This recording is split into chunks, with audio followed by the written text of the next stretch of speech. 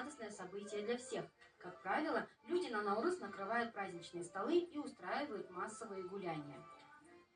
Мы с нетерпением ждем каждый год праздник Наурыз.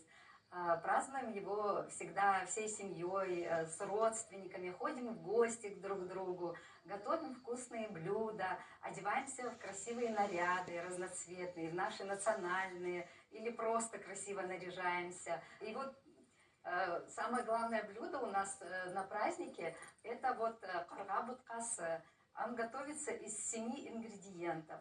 Сюда входит пшено, гречка, бобовые, рис, ячмень, обязательно ячмень присутствует, ну и еще остальные. Да? Вот.